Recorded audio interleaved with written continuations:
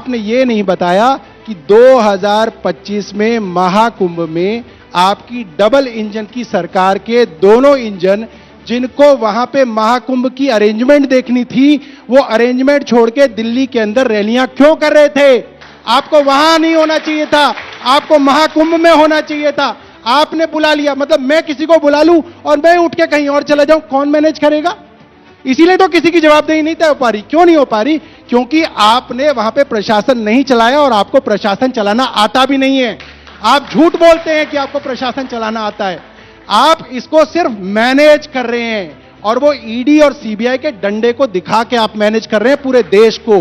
मगर देश अब समझ रहा है, धीरे धीरे सब समझ रहा है। जब आपकी मिसमैनेजमेंट के ऊपर उंगली उठाएं तो आप इसमें कहते हैं इसमें तो सनातन का अपमान हो गया। भैया, वो जो लोग मरे हैं वो सनातनी नहीं थे, वो हिंदू नहीं थे। उन हिंदुओं की मौत का जिम्मेदार कौन है वो तो बताइए, या इसमें कोई कॉन्स्पिरेसी थ्योरी ढूंढ के लाएंगे? कल परसों किसी अब्दुल को ढूंढ के लाएंगे कि एक अब्दुल था वहां पे, उसने वहां पे शोर मचा दिया, उसने वहां पे अफवाह कर दी, इसकी वजह से पूरा का पूरा मैनेजमेंट गड़बड़ा गया, इसकी वजह से लोग मर गए, और किसी को बंद भी कर देंगे।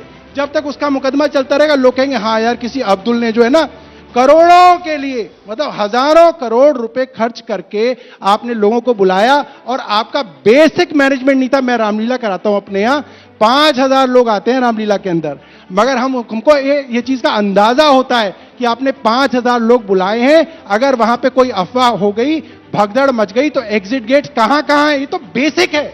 आप कहीं पे भी पब्लिक को बुलाओगे वहां पे एग्जिट गेट्स होने चाहिए थे, आपके एग्जिट गेट्स नहीं थे। इसलिए लोग, आप सोचिए ना, किसी की मां उसके साथ आई, उसके हाथ में उसकी मां का हाथ था, वो मां बिछड़ी और उसके सामने, उसकी आंखों के सामने लोग उसकी मां को रोनते चले गए और उसकी मां मर गई। आपको उन लोगों का दुख ही नहीं है और आप चाहते नहीं कि पब्लिक उस चीज को समझे। क्यों? क्योंकि आपको लगता है आपने एक पॉलिटिकल इवेंट बनाया है, उस इवेंट के ऊपर कोई जो है क्वेश्चन मार्क ना उठ जाए, और उसकी वजह से जो आपकी सरकार के जो अफसर हैं वो निरंकुश होते जा रहे हैं, क्योंकि उनको लग रहा है अरे कुछ हो जाएगा तो सरकार मैनेज कर लेगी खबर, हमारे को तो सस्पेंशन भी नहीं होगा। आप ये सोचिए, किसी की नेग्लिजेंस से एक आदमी मर जाए, डीसीपी सस्पेंड हो जाता है।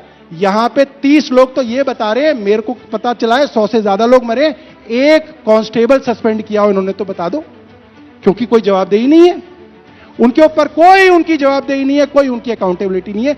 इससे देश नहीं चलेगा सुधांशु जी, आपको बैठ के प्रशासन चलाना पड़ेगा, हवाबाजी से काम नहीं होगा।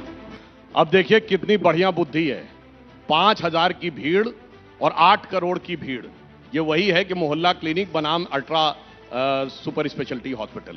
ये सोच का अंतर है जिसकी वजह से ये इस बात को लेकर तुलना कर रहे हैं। अब दूसरी बात मैं कहना चाहता हूं कि इन्होंने ये कहा कि सनातन का अपमान, और ये तो ये वही लोग हैं ना, मैं घटना बता रहा हूं जो गलती से नहीं हुई थी। कश्मीर में 5 लाख हिंदुओं से कह दिया गया था चले जाओ, छोड़ के अपनी जान की जहम चाहते हो हिफाजत तो, और बेटियों को छोड़ जाओ। गिरजा टिक्कू को काट दिया गया था, उस कश्मीर फाइल्स के ऊपर खड़े होकर विधानसभा में कैसी राक्षसी हंसी हंस रहे थे, और आज आकर कहते हैं कि एक भी मृत्यु के ऊपर इस्तीफा देना चाहिए।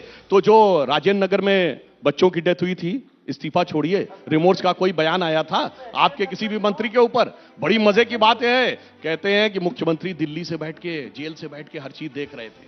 अद्भुत मुख्यमंत्री हैं, जो जेल में गए तो मुख्यमंत्री थे और बाहर निकले तो मुख्यमंत्री का पद छोड़ दिए।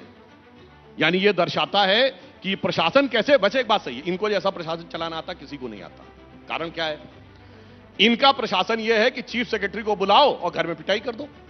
ऐसे कौन प्रशासन चला सकता है? अपनी महिला सांसद को बुलाओ, जरा सा वो कहे तो पिटाई कर दो। तो इनका प्रशासन का स्टाइल क्या है? यदा यदा ही महिला सांसद और चीफ सेक्रेटरी अपॉइंटमेंट याचत तदरि केजरीवाल वालस्य वचनद्वयम लात घूसा नाम कमर मध्य चटका नामुक भंजनम, यह आपका स्टाइल है। और तीसरा स्टाइल इनका क्या है प्रशासन चलाने का? हर चीज के लिए हल्ला मचा दो, कुछ करने की जरूरत ही नहीं है, और उसके बाद दोष डाल दो केंद्र सरकार के ऊपर। मुझे लगता है कि अब दिल्ली की जनता इनकी फितरत से भली भांति वाकिफ हो चुकी है कि किसने दिल्ली में काम किया है। हमने ईस्टर्न पेरिफेरल एक्सप्रेसवे देखिए, द्वारिका एक्सप्रेसवे देखिए, मेरठ वाली एक्सप्रेसवे देखिए, भारत मंडपम देखिए, यशोभूमि देखिए, हमने काम किया, इन्होंने काम तमाम किया। जी बस एक चीज बता दूं, एक लाइन में, राजेंद्र नगर वाली घटना के लिए बाकायदा एमसीडी के अफसर सस्पेंड हुए थे और अभी तक सस्पेंड चल रहे हैं। आप दोनों मेहमानों का बहुत धन्यवाद। हाई कोर्ट के अंदर मैटर चल रहा है। मैं चाहता था कि आप तो जज को सीधे ही नियुक्त कर दिया है, अधिकारी की जरूरत ही नहीं, हमने जज नियुक्त कर दिया है। आप कॉमेडी से ना देके उसके ऊपर कोई सीरियस जवाब देते। वो लोगों की मौत जो है वो कॉमेडी ठीक है नहीं है, साहब। बहुत नहीं, नहीं, serious वक्त आपने बात है। तो बड़ा अच्छा वक्त जवाब दिया हमें- था ना कश्मीर के ऊपर। वक्त हमें इतने की ही इजाजत देता है। आप दोनों मेहमानों का बहुत धन्यवाद हमारे साथ चर्चा का हिस्सा बनने के लिए। लेकिन गुजारिश है कि जब भी दोबारा आप मंच पर आएं तो कम से कम मंच का जो डेकोरम होता है उसका पालन करें। मीडिया पर सवाल खड़े करने के बजाय, और माइक बंद नहीं किया गया था सौरभ भारद्वाज जी, लेकिन बेवजह आप नाराज हो गए। आप नाराज हो गए। लाइव कार्यक्रम जब होता है तो मंच ऑन होता है, ऐसा नहीं है वैसे सौरभ जी, ऐसा नहीं 2014 है। के चुनाव में जितने ठीक है मीडिया साहब, ने इनको वक्त मिनट्स नहीं है। दिए थे उतने वोट नहीं मिले थे इनको, कोई जाके चेक कर ले। कुल मिलाकर पार्टियों के बीच सर, का प्लीज। झगड़ा है, लेकिन मीडिया के ऊपर। सौरभ जी आप रुक जाइए 2 मिनट, इतनी भी जल्दी क्या है। नहीं, दोनों ही लोगों को ज्ञान दे रही थी, जाने आपको की अपने जल्दी ऊपर है, पर नहीं इतनी लेकर जल्दी जाना मत चाहिए करिए, था। 5 ठीक फरवरी है, का ठीक है इंतजार साहब। देश और दुनिया की तमाम खबरों के लिए बहुत ज्यादा यहाँ पर महादंगल का माहौल हो गया है। एक ब्रेक के बाद फौरन लौट